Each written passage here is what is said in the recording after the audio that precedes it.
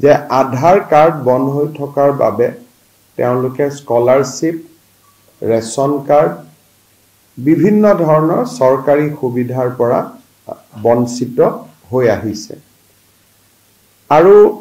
এই ব্যক্তিসকলৰ ভিতৰত বহুবিলাক এনেকুৱা ব্যক্তি আছে যিবিলাক ব্যক্তিৰ এনআৰচিৰ লগত কোনো সম্বন্ধ নাছিলে তেওঁলোকে মাত্ৰ সেই সময়ছোৱাত আধাৰ কাৰ্ডৰ বাবে বায়োমেট্ৰিক দিবৰ বাবে গৈছিলে অৰ্থাৎ এই আধাৰ কাৰ্ড আৰু এনআৰচিৰ কোনো প্ৰত্যক্ষ সম্পৰ্ক নাছিলে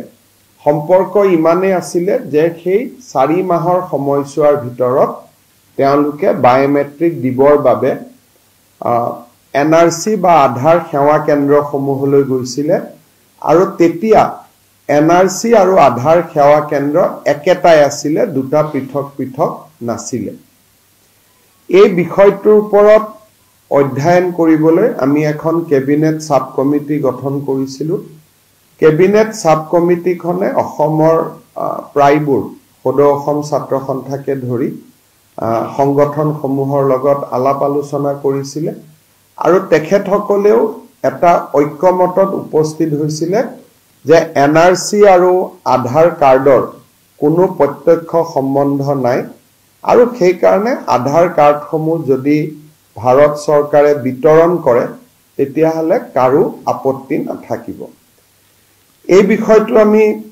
কেবিনেটলৈকে লৈ গৈছিলো কেবিনেট সাব কমিটিটোৰ যেটো ফাইন্ডিংছ আছিল তাক তেখেতসকলে কেবিনেটেও সমৰ্থন কৰিছিল আৰু ভাৰত চৰকাৰৰ লগত এই বিষয়ে আমি যোৱা 2 বছৰ ধৰি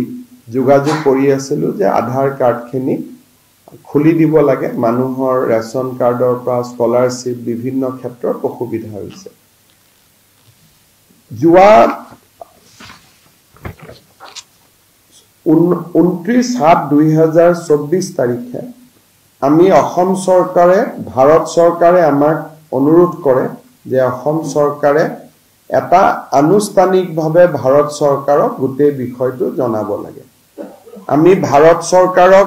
19/7/2024 এটা ফৰ্মেল প্ৰপোজাল দিও যে এই 9,35,682 জন ব্যক্তিৰ আধাৰ কাৰ্ডসমূহ মুকলি কৰি দিব লাগে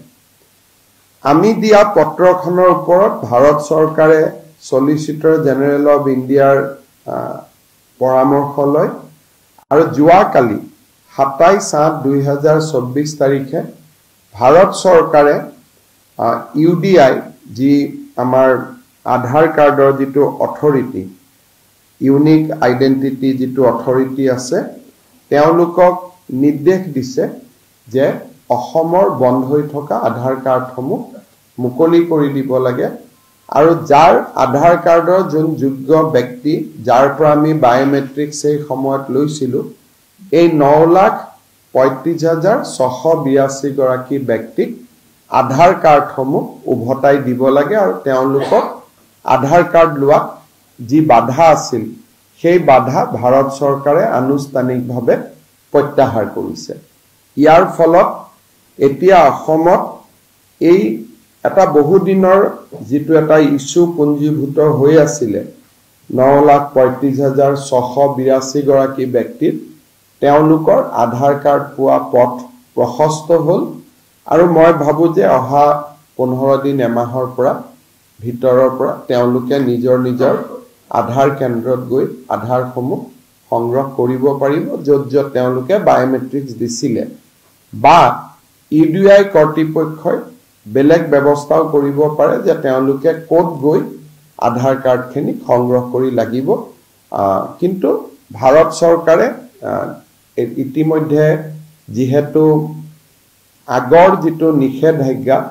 হেতু তেওঁলোকে প্ৰত্যাহাৰ কৰিছে আৰু এতিয়া আধাৰ কাৰ্ড পোৱাৰ পথ সকলোৰে প্ৰশস্ত হ'ল এটা বহুদিনীয়া এটা যেটো ইস্যু আছিল